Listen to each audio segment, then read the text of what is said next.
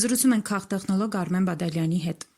Տեղի ունեցավ Գյումրիում առաջին նիստը ավագանու, քաղաքապետ ընտրվեց եւ ՔՊ-ն չմասնակցեց այդ նիստին, հետո էլ ՔՊ-ի թեկնածուն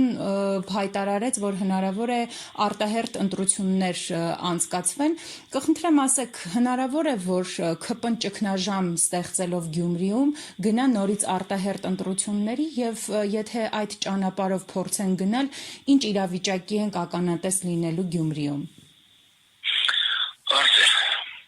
Նախ նշենք, որ Գյումրիում ԿՊ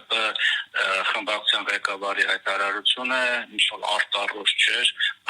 խոսքը վերաբերում է արտահերթ ընտրությունների մասին, դա ինչ-որ արտառոց այդպիսի մի թեմա չէ, որը խիտ զարգանք հարուցեր քաղաքական դաշտում, որովհետև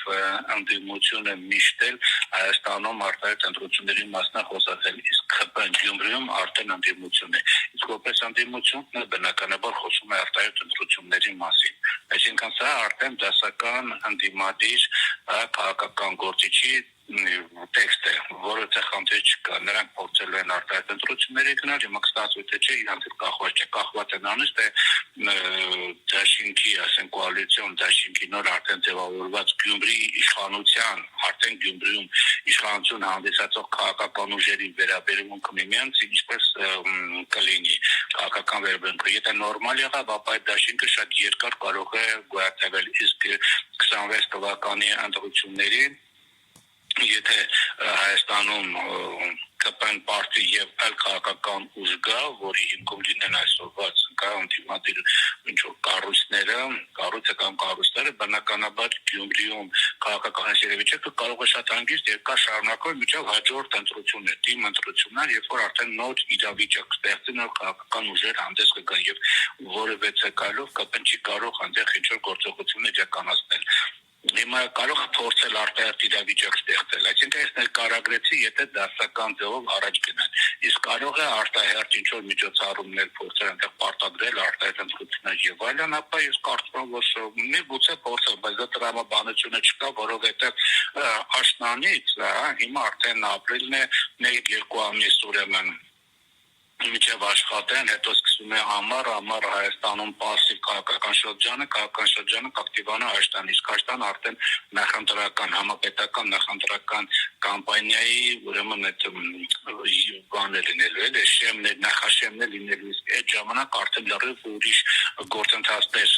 տեղի կունենան, որտեղ իշխանությունները արդեն պատրաստվել են ամբողջ հանրապետության տարածքում ընտրական գործընթացին էլ ժամանակ չի մնում փաստորեն Գյումրիում արտահերթ ընտրություններ անցկացնել, որտեղ եթե հանգարց փորձեցին անցկացնել, ինչ-որ մի ձևով վաճառակարս իրար եւ այլն, եւ դա տվեց էլ ավելի վատ արդյունք ԿՊ-ի համար, ապա դա անմիջապես հոգեբաններին ազդելու է ամբողջ հանրապետության ընտրական ուրեմն ոգու վրա։ Այդ պատճառով չգիտեմ, ես չեմ կարող ասել իշխանությունները դեռ թե չէ, բայց նման դեպքերում ընդհանրապես խուսափում են նախընտրական կամպանիայի սկսման այս նախաշեմի խուսափում են արտահերթ ինչ-որ համայնքային ընտրություններ անցկացնել։ Պարոն Բադալյան, իսկ այս ընտրությունները 26 թվականի համապետական ընտրությունների մասին ինչ են ասում, որ հնարավոր է այնուամենայնիվ ընտրությունների միջոցով, այսպես ասած, համապետական ընտրություններում էլ ՔՊ-ն դառնա ընդդիմություն։ Ոչինչ չի բացառում, որովհետև 21 թվականի ընտրությունից հետո այդ ուշադրություն դարձել է գրեթե բոլորը տեղերում իշխանությունները պարտվել են, անգամ Երևանում պարտվել են եւ կարողացան միայն